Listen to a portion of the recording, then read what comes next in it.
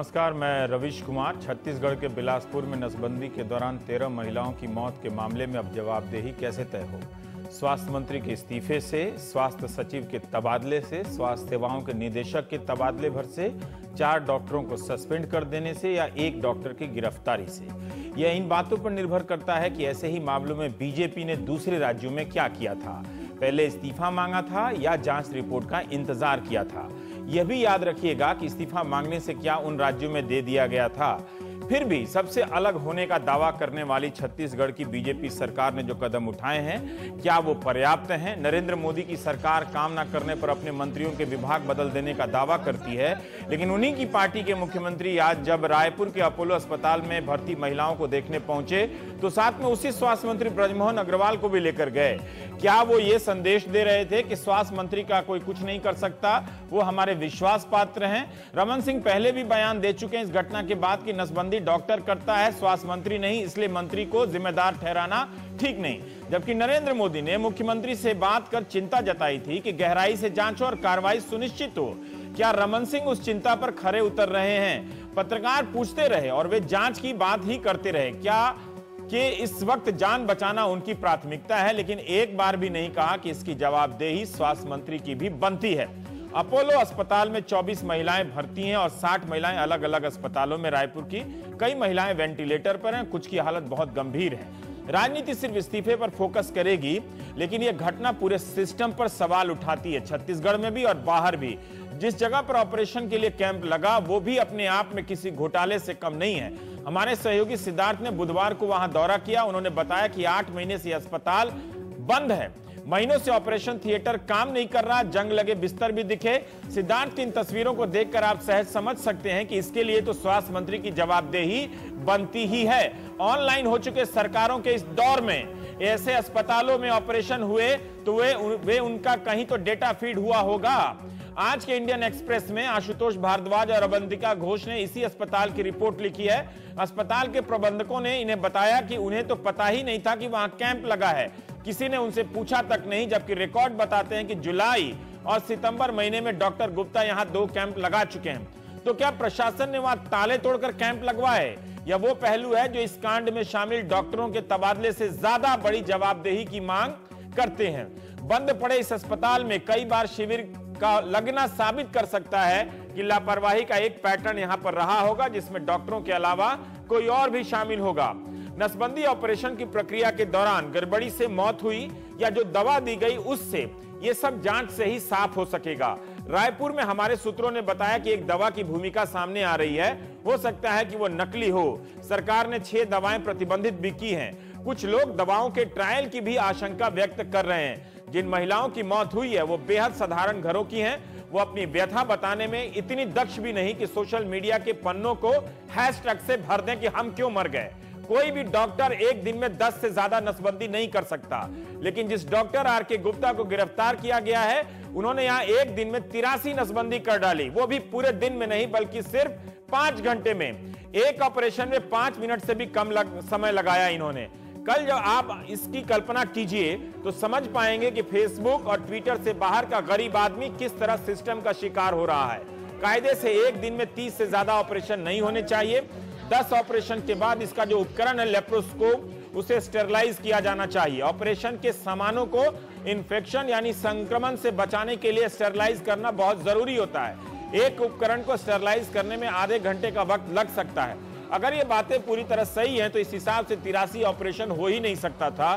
तो क्या बिना स्टेरलाइजेशन के ही ऑपरेशन किया गया? हमारे सहयोगी ने बताया कि सरकार ने जांच के लिए कुछ दवाओं को लैब में भेजा है, जिसकी रिपोर्ट आने में कम से कम 15 दिनों का वक्त लग सकता है। कुल मिलाकर न्यायिक जांच की रिपोर्ट जल्दी नहीं आने वाली।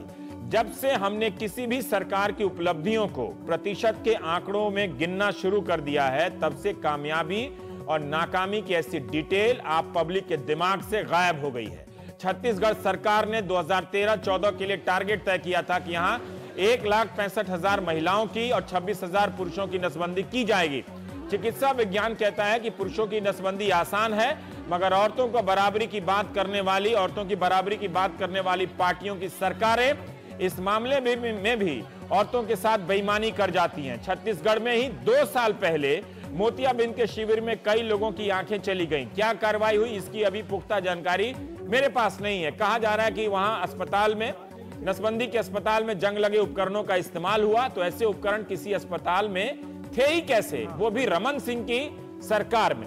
यहां तक कि बैगा जनजाति की 2 महिलाओं की भी नसबंदी की खबर है, जिनकी नसबंदी पर केंद्र सरकार ने 98 से प्रतिबंध लगा रखा है। यह और भी सीरियस मामला है। मुख्यमंत्री स्वास्थ्य मंत्री के इस्तीफे की मांग पर कहते हैं कि न्यायिक जांच का इंतजार कीजिए। तो डॉक्टर आर.के. गुप्ता को ही क्यों गिरफ्तार किया गया, वो भी जांच से पहले। 50,000 ऑपरेशन करने का रिकॉर्ड बना चुके डॉक्टर गुप्ता के बयान भी सरकार पर सवाल उठा रहे हैं। डॉक्टर गुप्ता ने कहा कि उनकी कोई गलती नहीं है, मुझ पर लक्ष्य पूरा करने का दबाव डाला गया था, मेरे साथ मेरे सीनियर भी थे, मैं ऑपरेशन में पूरी तरह दक्ष हूं। हमने मरीजों को टैबलेट दी थी जो टेंडर के बाद अस्पतालों को मिलती है। मेरा काम ऑपरेशन करना है, मुझे बलि का बकरा बनाया जा रहा है ताकि प्रशासन को नुकसान ना हो। टेंडर से दवाएं आती हैं तो टेंडर किस राजनीतिक दल के ठेकेदारों को मिलता होगा, यह जांच से पता चलेगा या नहीं पता चलेगा। आर.के. गुप्ता के बयान के बाद कि प्रशासन को बचाने के लिए गिरफ्तार किया गया है, क्या यह नैतिक रूप से उचित नहीं होता कि स्वास्थ्य मंत्री से लेकर नीचे तक के अधिकारियों को एक साथ बर्खास्त कर दिया जाता ताकि किसी को इस पर शक नहीं होता। हम प्राइम टाइम में बात करेंगे। हमारे साथ डॉक्टर पुनीत बेदी हैं, सीनियर कंसल्टेंट हैं अपोलो अस्पताल के। डॉक्टर संबित पात्रा हैं, प्रवक्ता बीजेपी के, थोड़ी देर में जुड़ जाएंगे। अजीत जोगी हैं, कांग्रेस हैं नेता। जोगी साहब, मैं आपसे जानना चाहता हूं, मुख्यमंत्री रमन सिंह कह रहे हैं कि न्यायिक जांच होगी, उसके बाद केंद्र की भी एक टीम वहां पर है। क्या आप लोग जल्दबाजी कर रहे हैं इस्तीफा मांगने में? क्या आप लोग सिर्फ एक राजनीतिक मौका देख रहे हैं, जबकि यह सवाल नीतियों का भी है, सवाल उन डॉक्टरों का भी है, एक पूरे एक सिस्टम का भी है? मैं तो सबसे पहले धन्यवाद देना चाहता हूं सिद्धार्थ जी को, एनडीटीवी को, कि आप लोगों ने उस अस्पताल के बारे में पूरी दुनिया को दिखाया। एक बात और उसमें जोड़ना चाहता हूं कि ये अस्पताल जो किसी प्राइवेट व्यक्ति ने बनाया था कैंसर अस्पताल के रूप में, ये केवल 5 किलोमीटर दूर है बिलासपुर शहर से। जो ऑपरेशन इस पेंडारी गांव में किए गए, वो ऑपरेशन बिलासपुर में भी किए जा सकते थे, जहां बिलासपुर में मेडिकल कॉलेज है, डिस्ट्रिक्ट हॉस्पिटल है, सारी सुविधाएं हैं। अर्थात पूरी तरह से असावधानी की पराकाष्ठा है। ऐसी जगह क्यों ऑपरेशन किए गए? दूसरी बात ये, अभी लोग केवल पेंडारी में जो 83 ऑपरेशन हुए उसकी बात कर रहे हैं, पर इसके साथ ही पेंड्रा रोड में, पेंड्रा में, मरवाही में इसी तरह के ऑपरेशन हुए। और मेरे गांव से लगा हुआ गांव है धनौली, जहां की एक बैगा महिला की मृत्यु हो चुकी है, दूसरी की बहुत हालत खराब है। मैंने फोन पर डॉक्टर से बात की, सपोर्ट सिस्टम पर हैं वो, और वो बोल रहे थे प्रोग्नोसिस इज नॉट गुड, यानी संभावना बहुत कम है। तो करीब 50 ऐसी महिलाएं और हैं जिनकी हालत बहुत गंभीर है। तो ये असावधानी की पराकाष्ठा का एक उदाहरण है कि ऐसी जगह जो केवल 5 किलोमीटर दूर है स्वास्थ्य मंत्री के घर से, उनको हवा भी नहीं लगी कि यहाँ पर 3 कैंप लग गए। आप ये कह रहे हैं स्वास्थ्य मंत्री के घर से 5 किलोमीटर की दूरी पर यह अस्पताल है जहां पर हुआ था? जी हाँ, पेंडारी। तो बिलासपुर में रहते हैं ब्रजमोहन अग्रवाल, आप ये कह रहे हैं? वहां पर जी हाँ, उनके घर से 5 किलोमीटर पड़ेगा। और वहां पर वो अस्पताल, जैसा सिद्धार्थ जी ने दिखाया, पिछले 6-7 महीने से खुला ही नहीं। केवल डॉक्टर गुप्ता जाते थे खोल के, वहां पर जमीन पर लेटाकर ये स्टेरिलाइजेशन ऑपरेशन किए जा रहे थे। ये बताइए, इससे बड़ी असावधानी क्या हो सकती है? मैं राजनीति नहीं करना चाहता, पर अंग्रेजी में कहते हैं the buck must stop somewhere. कहीं तो जवाबदारी तय होनी चाहिए ऐसी असावधानी की। हम कह रहे हैं कि आप डॉक्टर गुप्ता को जेल भेज दीजिए, उससे क्या ऐसी असावधानी रुक जाएंगी? जब लाल बहादुर शास्त्री जी ने इस्तीफा दिया तो क्या वो ट्रेन चला रहे थे? जब माधवराव सिंधिया जी ने इस्तीफा दिया तो क्या वो प्लेन चला रहे थे? मैं ये कहता हूं कि ऐसा गैर जवाबदाराना बयान देना कि क्या हेल्थ मिनिस्टर ने खुद ऑपरेशन किए हैं? आखिर जनता ने उनको चुना है, डॉक्टर गुप्ता को नहीं चुना है।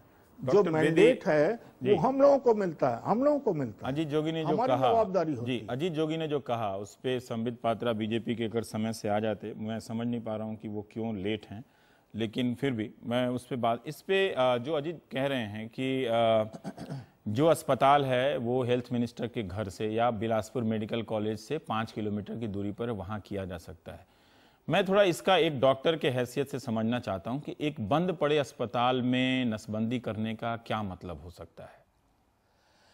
देखो क्योंकि ये इस किसी जांच की बात नहीं, ये वहां पर हुआ है, हमारे रिपोर्टर गए हैं और वो बंद पड़ा है। वो इंडियन एक्सप्रेस को अस्पताल के ट्रस्टी ने भी कहा है कि बंद है।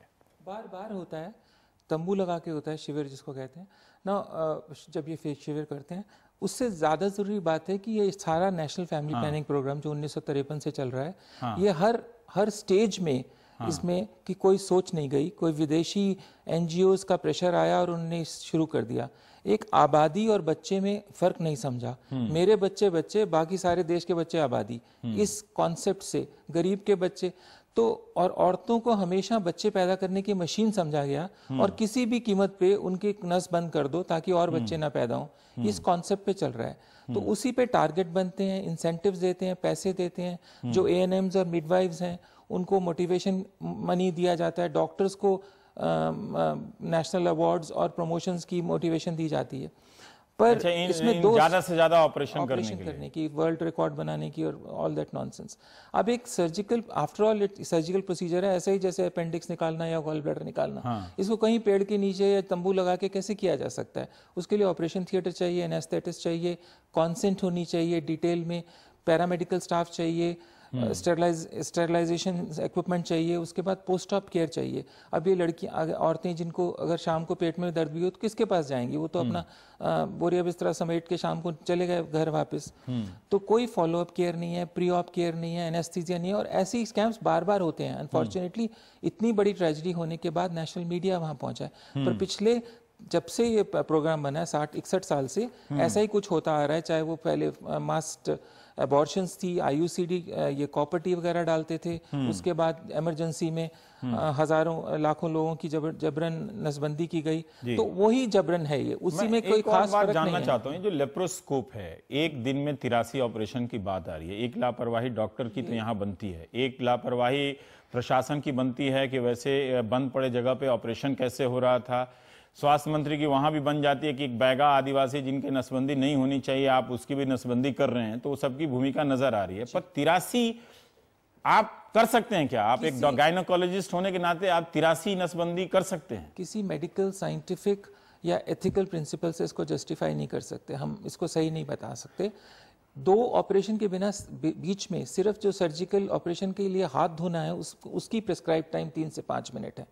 कपड़े बदलना, इंस्ट्रूमेंट स्टरलाइजेशन में कम से कम 2 घंटे लगते हैं पूरे इंस्ट्रूमेंट्स को स्टरलाइज करने में, अगर पूरा इक्विपमेंट हो तो। ऑब्वियसली अनस्टेराइल इक्विपमेंट, ये भी पता नहीं किसने बताया कि एक ही लैप्रोस्कोप आप 10 लोगों में डाल सकते हो। ये गाइडलाइंस किसने बनाई है? कि किसी को बताओ तो, किसी डॉक्टर को, किसी सभ्य देश के डॉक्टर को बताओ तो हंस के वो शायद फेंट हो जाए कि एक इंस्ट्रूमेंट है। क्योंकि हम फैमिली प्लानिंग वाले हैं, हम देश का कोई बहुत बड़ा काम कर रहे हैं, इसलिए हम 10 में एक ही यूज़ कर सकते हैं। आप अपना गॉल ब्लैडर निकलवाएंगे उसी ऑपरेशन से, जब पहले 9 किसी मरीजों का निकल चुका है उसी इंस्ट्रूमेंट से। तो ये बार बार ये गलतियां हो रही हैं और इनको कोई नहीं देख रहा, कोई क्वेश्चन नहीं कर रहा, कोई पॉपुलेशन पॉलिसी को क्वेश्चन नहीं कर रहा। और जैसे मेडिकल, लेकिन फाइनल जवाबदेही डेफिनेटली डॉक्टर की है। मेरे पे जितना भी प्रेशर होए, मेरा ऑपरेशन तो मैंने किया है, रिस्पॉन्सिबिलिटी मेरी है। ये सबसे बड़ा सवाल वार्ड के बाद न्यूरेमबर्ग ट्रायल्स में आया था, जब सब डॉक्टर्स ने यही दलील दी थी जो डॉक्टर गुप्ता आप दे रहे हैं कि मेरे ऊपर प्रेशर था। तो वर्ल्ड मेडिकल काउंसिल ने स्टैंड लिया था कि आज प्रेशर में आपने बिना बात पे लोगों को केमिकल गैस सुंघाई या चलते जहाज से फेंका। बहुत अमेरिकन, बहुत जर्मन और एलाइज के डॉक्टर्स ने ऐसे काम किए थे। तो कल किसी और प्रेशर पे आप कुछ भी करोगे, मर्डर भी कर सकते हो। इसलिए उसका लाइसेंस संबित पात्रा को, हाँ इसलिए उसका लाइसेंस कैंसिल हुए थे उन डॉक्टर्स के। ये दलील मतलब उनकी टिकती नहीं है कि उन पर दबाव डाला गया था। दबाव कितना भी हो, गलत ऑपरेशन करना। लेकिन 83 जी इस संख्या को छूने के क्रम में वो दोषी नजर आते हैं। एब्सोल्युटली। क्या वो सिर्फ एक ही आदमी कर रहा होगा या उन्होंने कहा कि उनके साथ सीनियर भी थे? इस बयान को हम कैसे समझें? ये डिटेल्स मतलब मैं नहीं जानता हूँ ना, मैं इस पे कुछ बोल सकता हूँ, लेकिन 1 थे, 2 थे, 3 थे, 83 ऑपरेशन 4-5 घंटे में नहीं कर सकते इस ऐसे सेटअप में जहाँ पे ये किए गए हैं। मेडिकली, एथिकली, लीगली बिल्कुल गलत बात है। और ये भी देखना सारी पड़ेगा कि उनकी मंजूरी ली गई थी कि नहीं ली गई। सबसे ज्यादा एब्सोल्युटली कोई पता भी नहीं होता। आधी बार औरतों को पता ही नहीं होता कि परमानेंट मेथड है। उनको वो घर से आई होती है, पेट में दर्द या कोई ब्लीडिंग डिसऑर्डर है और उसका ऑपरेशन कर दिया जाता है। एक टारगेट इन्होंने बना लिया है कि बस कुछ जो दवाओं का असर है, जो कि दवाओं ट्रायल की दवाएं हो सकती हैं या नकली दवाएं हो सकती हैं या एक्सपायर्ड दवाएं हो सकती हैं, ये कैसे अब साबित होगा? जो मेरे सुनने में आया, मैं कोई अथॉरिटी नहीं, ना मैं वहां गया हूँ, वो ये है कि एनेस्थीसिया के बदले उनको एक कॉकटेल दिया गया, एक एंटीबायोटिक, एक सेडेटिव, एक पेन किलर, सब मिला के किसी ने इंजेक्शन दिया। इंजेक्शन देने वाले को इंजेक्शन देना आता था कि नहीं, और ये करते आए हैं। उनमें से किसी ड्रग का रिएक्शन हुआ है या ऑपरेशन इतनी जल्दबाजी में की गए कि अंदर इंजरी हुई है, इन्फेक्शन, या औजारों से इन्फेक्शन हुई है, ये तो जांच के बाद पता चलेगा और चलना चाहिए। लेकिन पूरी कॉन्सेप्ट की, जहाँ पे एस्प्रिन की गोली नहीं है सर दर्द के लिए और क्रोसिन नहीं है, वहां पे ये इतना बड़ा सर्जिकल ऑपरेशन करने की जरूरत क्या है शिविरों में? मतलब आप ये जो आप सवाल उठा रहे हैं सिर्फ छत्तीसगढ़ नहीं, दिल्ली तक की नीतियों पर भी वो आता है। हाँ, दुर्घटना वहां जरूर हुई है। 45-46 लाख ट्यूबेक्टमीज एक साल में होती हैं इस देश में। मतलब रिडिकुलस नंबर्स हैं और ये नंबर ऐसे ही अचीव किए जाते हैं औरतों को भेड़ बकरियों की तरह ट्रीट करके, इस्तेमाल करके। भाषण में केवल बोले कि औरतों को बराबरी का मौका मिलना चाहिए। डॉक्टर संबित, तकनीकी कारणों से आप शुरू में नहीं आ सके। पूर्व मुख्यमंत्री अजित जोगी ने कहा कि अस्पताल जहां पे ये हुआ था वो बंद पड़ा हुआ था और वो स्वास्थ्य मंत्री के घर से 5 किलोमीटर की दूरी पर था, तो वहां पर ये ऑपरेशन कराया गया, जबकि आप ऑपरेशन आपके राज्य में छत्तीसगढ़ में बिलासपुर हॉस्पिटल में भी हो सकता था। हम ये जानना चाहते हैं कि इसीलिए अजित जोगी ने कहा कि जिम्मेदारी स्वास्थ्य मंत्री की भी बनती है। क्या आप इस बात से संतुष्ट कर सकते हैं हमारे दर्शकों को कि आपका छत्तीसगढ़ के राज्य का जो स्वास्थ्य महकमा है, इस पूरे मामले में सिर्फ वो एक डॉक्टर दोषी है और कोई दोषी नहीं है? मैं इनडिफेंसिबल को डिफेंड नहीं कर सकता हूं, ये बहुत महत्वपूर्ण विषय है।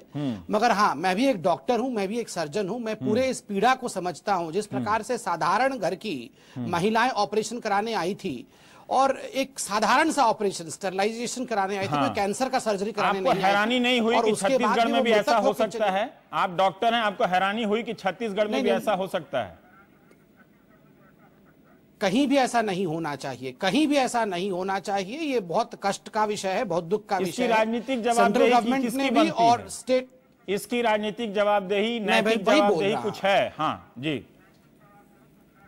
मैं वही बोल रहा हूं और बहुत कैंडिडली और साफगोई से बोलूंगा। देखिए, हर जगह मैं बीजेपी के स्पोक्स पर्सन के रूप में केवल एक राजनीतिक व्यू पॉइंट रखूं, ये उचित नहीं होता है। कई जगह एक डॉक्टर के रूप में जब मरीज के दुख को देखता हूं तो डॉक्टर के रूप में भी मैं कह सकता हूं। क्या आप देखिए, एक सेंट्रल गवर्नमेंट ने 5 सदस्य मैं बता रहा हूं, एक एक करके बता रहा हूं, आप मुझे प्लीज देखिए, मैं इतने लेट में जुड़ा हूं और आप इतना रोकेंगे तो इतने संवेदनशील मामले पे मैं नहीं बोल पाऊंगा। ठीक है, हाँ जी। देखिए, पहला विषय तो है कि केंद्रीय सरकार ने भी एक 5 सदस्यीय कमेटी का गठन किया है। बड़े एमिनेंट लोग इस कमेटी में हैं। जो राज्य सरकार है उसने भी 3 सदस्यीय कमेटी का गठन किया है। कुछ लोग सस्पेंड हुए हैं, जैसे आपने पहले बताया, कुछ लोगों के खिलाफ FIR भी हुआ है, वो जेल में भी चले गए हैं। हाँ, हेल्थ मिनिस्टर का जो आपने प्रश्न उठाया है उसमें 2 चीजें हैं। आज रमन सिंह जी ने जुडिशियल इंक्वायरी, जो कि कल कांग्रेस भी डिमांड कर रही थी, उसको स्थापित कर दिया है कि जुडिशियल इंक्वायरी होगा। जहां तक हेल्थ मिनिस्टर का सवाल है, अंग्रेजी में एक शब्द है वाइकैरियस लायबिलिटी, अर्थात जरूरी नहीं है कि जो ट्रेन जिसका एक्सीडेंट हो रहा हो उसको रेलवे मिनिस्टर ही चला रहा हो, मगर रेलवे मिनिस्टर को भी इस्तीफा देना पड़ता है। ये बात लाल बहादुर वाइकैरियस लायबिलिटी के अंतर्गत, हाँ उनको नहीं मालूम था, उनके समय में वाइकैरियस लायबिलिटी नहीं होता होगा। हाँ नहीं, मैं बता रहा हूं ना, वाइकेरियस लायबिलिटी के अंतर्गत ही लाल बहादुर शास्त्री जी ने इस्तीफा दिया था। शायद आपको नहीं पता था, मगर उस समय भी डिक्शनरी में वाइकेरियस लायबिलिटी नामक शब्द था और लाल बहादुर शास्त्री को पता था ये शब्द था करके, इसलिए उन्होंने रेजिग्नेशन दिया था। हाँ, अगर किसी भी कमेटी के रिपोर्ट में वाइकेरियस लायबिलिटी एस्टैब्लिश होती है तो स्वास्थ्य मंत्री को भी जाना पड़ेगा।